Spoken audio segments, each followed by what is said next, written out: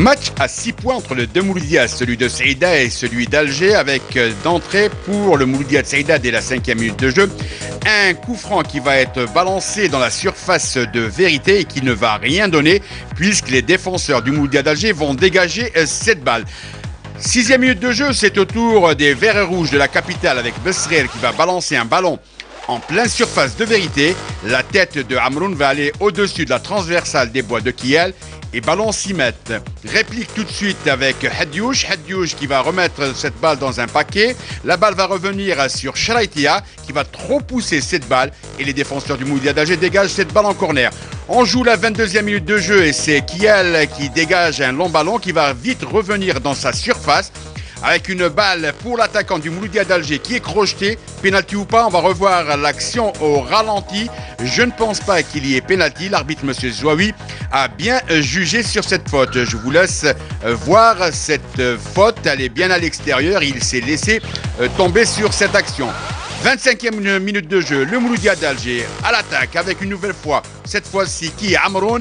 Il est retenu par le maillot, l'arbitre M. Zouaoui ne va rien donner et les supporters du Mouloudia d'Alger venus en nombre croient au pénalty. Mouloudia d'Alger en attaque, 45e minute de jeu avec Besriel qui trouve un attaquant, un ballon qui va revenir derrière.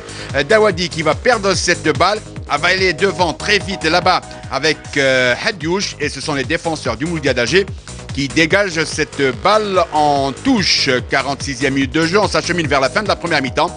Et score à la mi-temps, 0-0. Monsieur Zouaoui renvoie les 22 acteurs au vestiaire. On va attaquer la seconde période avec une équipe de Saïda qui voudrait prendre à la gorge directement cette équipe du Mouloudia d'Alger venue à Saïda pour chercher un résultat avec son nouvel entraîneur François Bracci, nouvel entraîneur, quoiqu'il est revenu au Mouloudia d'Alger.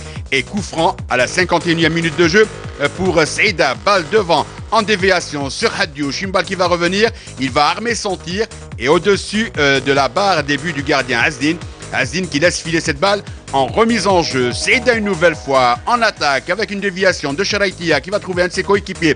La balle va revenir sur Sharaitia qui va mettre sur le côté et sur orbite le joueur Hadjouch, position d'hors-jeu, ballon sur le poteau, mais il était bien en position d'hors-jeu, l'attaquant du Mouloudia de Saïda, ex-attaquant du Sindé également. Il a joué au Mouloudia de l'Alma, sans oublier l'Olympique Shorfa Bahloul de Azazga. Hadjouch, déviation, balle sur qui? Sur un de ses coéquipiers qui alerte là-bas un attaquant qui va dévier cette balle. Il va avoir un cafouillage. Le gardien de but en deux temps va récupérer cette balle et Asdin en discussion avec ses défenseurs pour être beaucoup plus vigilant.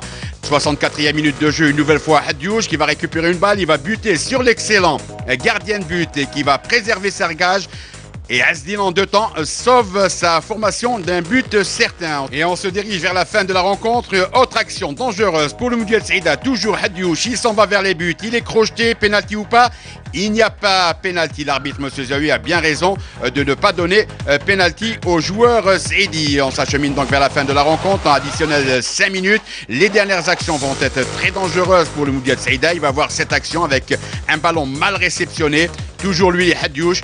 Une balle qui va être dégagée. Et la rencontre va se terminer sur un score blanc de 0-0 qui va avantager beaucoup plus le Mouloudia d'Alger que le Mouloudia de Saïda. Et oui, il a raison, Djamal Boukacha. C'est le premier point que le Mouloudia ramène de déplacement cette saison. Oui.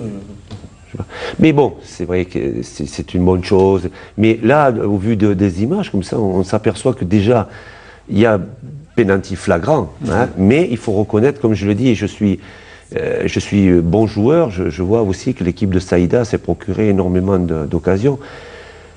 Ce qui m'a plu, c'est la réaction, parce que le Mouloudia avait la malchance de concéder des buts chaque fois, soit dans le temps additionnel ou en fin de deuxième mi-temps, de partie. Et là, j'ai senti une équipe qui voulait ramener quelque chose, qui a laissé quelque chose sur le terrain.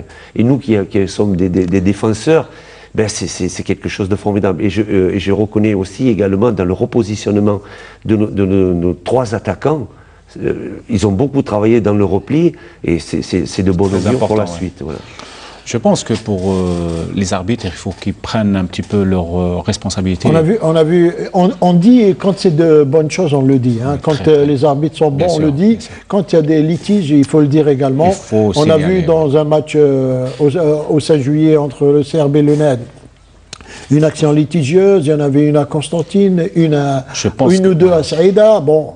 Je pense qu'il faut qu'ils prennent la responsabilité et quand il y a faute, quand il y a pénalty, il faut les siffler. Il faut un peu plus de rigueur dans la prise des décisions. Bien sûr, parce que quel que soit le sens de la décision. Un pénalty, ça peut changer au cours de la rencontre. Ça peut changer beaucoup de choses. Ça peut changer également sur la partie, le gain des points, mais aussi, ça peut l'indignation des supporters par rapport aux joueurs, par rapport à l'entraîneur. Quelquefois, un entraîneur est limogé sur des fautes. J'ai vu des entraîneurs limogés sur des fautes par le grondement des supporters, la désillusion ou la méchanceté de certains dirigeants qui font que Mais en même temps, François Bratti, il ne faut pas qu'il y ait des contestations à tout bout de champ. Tout à fait, ouais. Parce que c'est interdit par les règlements de la FIFA, c'est universel.